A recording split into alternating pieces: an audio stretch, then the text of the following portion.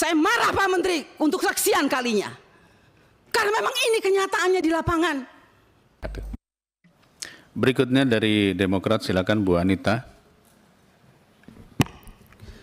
Baik, terima kasih pimpinan dan Pak Menteri dan jajaran yang saya hormati.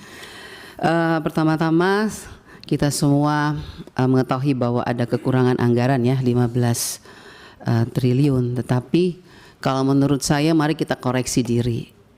Kenapa ini terjadi? Jujur sama diri kita sendiri. Anggaran yang sudah diberikan begitu banyak tahun 2024 apakah sudah digunakan dengan baik atau tidak? Jangan kalau dikurangin kita sedih, tapi waktu dikasih banyak kita tidak menggunakannya dengan baik. Kenapa saya mengatakan tidak melakukannya dengan baik? Karena sampai hari ini Pak Menteri berulang kali saya katakan bahwa masih banyak persoalan terhadap realisasi anggaran dan penyerapan anggaran APBN itu ke daerah. Baik transfer daerah, itu banyak persoalan. Mau masalah guru, sampai sekarang guru P3K yang sudah lolos P3K sampai sekarang belum dikasih SK. Provinsi NTT belum, mereka belum terima SK. Kedua, guru-guru daerah terpencil masih banyak yang belum terima juga tunjangannya. Ketiga, banyak bangunan-bangunan sekolah yang masih terbengkalai padahal dari 2021 anggarannya. Saya kasih contoh, di Kabupaten Kupang ada 17 sekolah bangunan yang dari 2001 sampai sekarang tidak terselesaikan. Mau lagi, kita lihat lagi. Dana-dana PIP. Nah, makanya kemarin saya mengatakan bahwa kalau KPK memberikan rekomendasi kepada Kemendikbud, harusnya Kemendikbud sadar. Karena apa, kami ini Dewan kami sudah bilang setiap rapat, banyak persoalan, lakukan pengawasan, laporkan kepada kami. Tapi kami tidak pernah didengar. Ya kan? Akhirnya sekarang KPK memberikan rekomendasi, baru seakan-akan Kemendikbud kayak kebakaran jenggot. Bahkan kami anggota pemangku kepentingan mau diatur sama Kemendikbud untuk melakukan verifikasi oleh dinas. Loh, Anda sebagai kementerian mau nggak dilakukan verifikasi sama dinas? Jangan suruh dinas, jangan suruh apa yang kita usulkan harus dilakukan verifikasi oleh dinas. Kita ini lembaga tinggi negara, wakil rakyat. Kita yang menentukan anggaran di Indonesia ini. Bagaimana kepala dinas bisa memverifikasi data yang kita berikan? Anda sebagai kepala kementerian mau nggak diverifikasi sama dinas? Bapak Ibu ini kan orang-orang pintar setahunya saya di Kemendikbud. Orang-orang berpendidikan. Kok bisa salah mengambil kebijakan? Anda mengeluarkan Perseksjen yang di mana poin nomor 3 dikatakan bahwa data yang direkomendasikan sebagaimana dimaksud pada huruf B diverifikasi oleh Dinas Pendidikan. Loh, kita ini pemangku kepentingan usulkan itu dari Dapodik sekolah.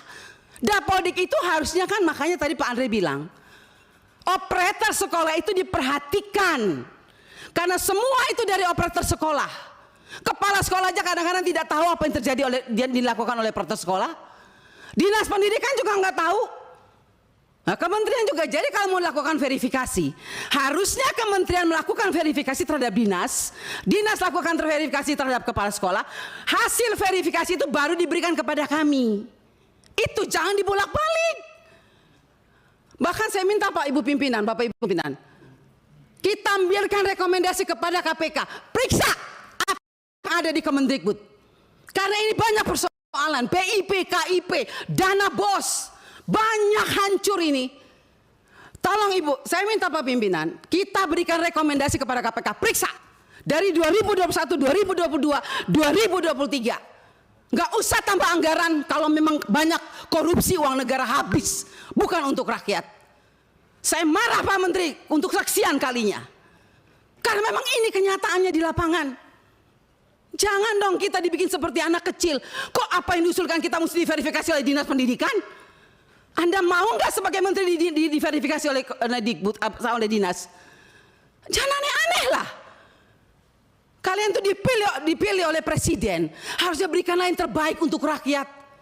Semoga pembicaraan saya ini dilihat oleh presiden yang baru. Semoga presiden yang baru memperhatikan kinerja kementerian sekarang ini, memperhatikan eselon-eselon 1 yang sudah ada ini, tidak memberikan solusi kepada negara, hanya membuat persoalan di daerah. Yang tertinggal tetap tertinggal, yang guru menangis tetap menangis. Bicara plafon digital, mana keadilan untuk daerah 3T?